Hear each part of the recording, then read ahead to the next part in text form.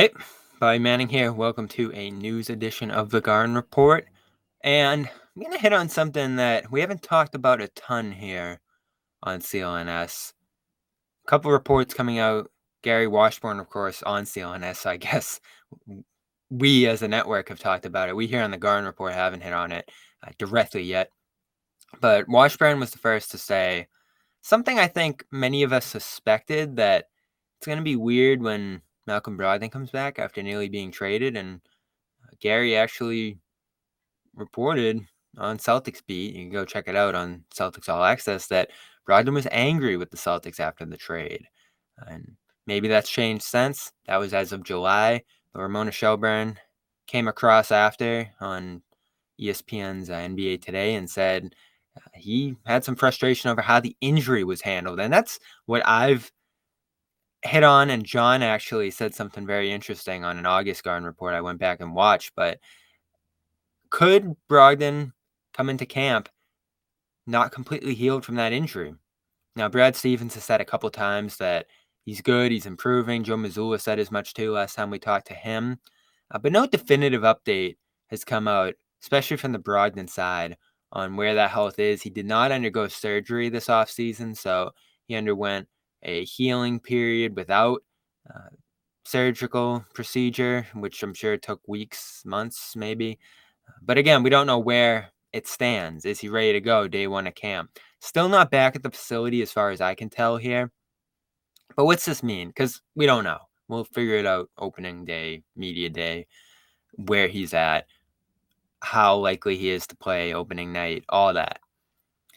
What is important here is where this goes, because Brogdon's going to be contract or extension eligible here on a 2-year deal.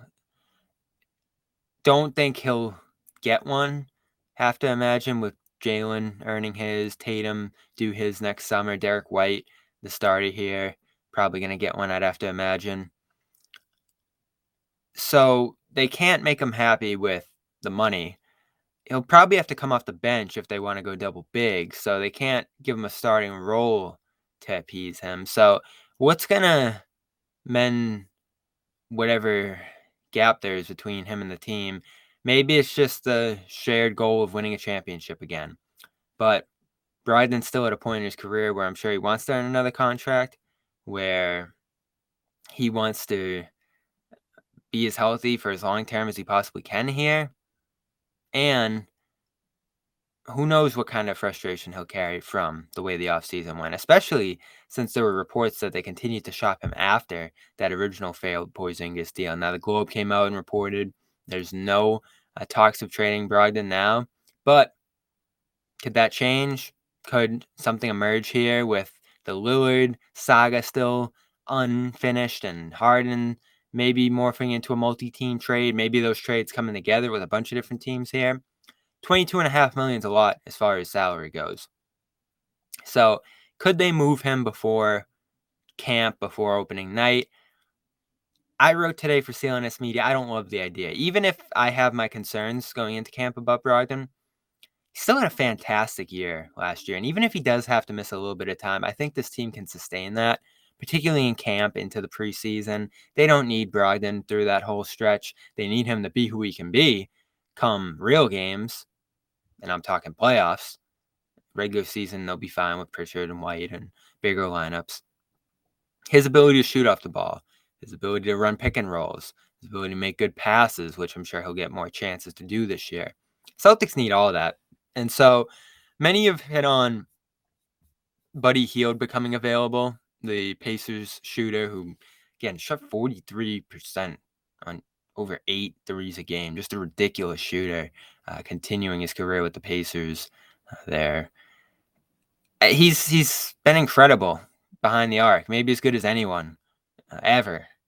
But what else can he bring to the table here? He's making $19 million, so the contracts match here if they potentially want to do it on the Boston side. I don't know why Indiana would want to do this. Maybe taking back another pick from the Celtics, but do you really want to do that if you're Boston? I don't think this works. And I've seen many variations of this kind of idea this offseason. A bench scorer, a bench shooter coming in who's a little bit cheaper than Brogdon, but does less things than Brogdon does. So I don't like Hield. Never been a positive player net rating. I know that's not an individual stat, but to never have a season with a plus net rating, not a great sign. The numbers last year, statistically, defensively, look better than Brogdon's, but not enough to make you say you're gaining defense by making a trade here. And you're losing ball handling, adding a guy who only averages about 2 assists a game. I've watched him play over the years. It's really all shooting. You have guys like that in Sam Hauser, Pritchard, who's even more versatile than Hield, I'd say. So Hield's going to help someone. This is a great shooter who can really space the floor for a team that's a little more heliocentric. But for a team that wants a bunch of ball handlers on the floor, I don't see it. Feel the same way about Tim Hardaway. Feel the same way about Norman Powell, who contracts work with a Brogdon trade. And I think if you want to circle back to trading Brogdon next summer, maybe there's some teams with cap space. Maybe you're in a position where some teams are below that apron line, so there's not as strict matching rules. Celtics might bump up above it with Brown's money going up, but we'll see when they get there. He'll be on a 1-year deal. Be a little easier to move, I'd assume, at that point without attaching stuff to it. So I say you keep him for this year. He was great last year, shooting, passing, defensively. Could have asked for more, finishing around the rim. He struggled at times, and certainly the injury at the end left a sour taste in everyone's mouth. But you have to think he'll be healthy by the time the playoffs come around. And in the meantime, you get to see what you have in Pritchard, get to see what you have in Banton if that's the case. And if he's ready to go at the start of camp, all these concerns were for nothing. We are brought to you by Fanduel. Go check them out. It's football weekend, college, NFL. Fanduel, an official partner of the NFL. Go over there and get $200 in bonus bets right now when you bet $5 at fanduel.com/garden /Boston rather. And you're going to get $200 in bonus bets when you bet $5. That's fanduel.com/Boston. Make every moment now more with Fanduel right now this weekend and get $200 in bonus bets. There you go. There you go.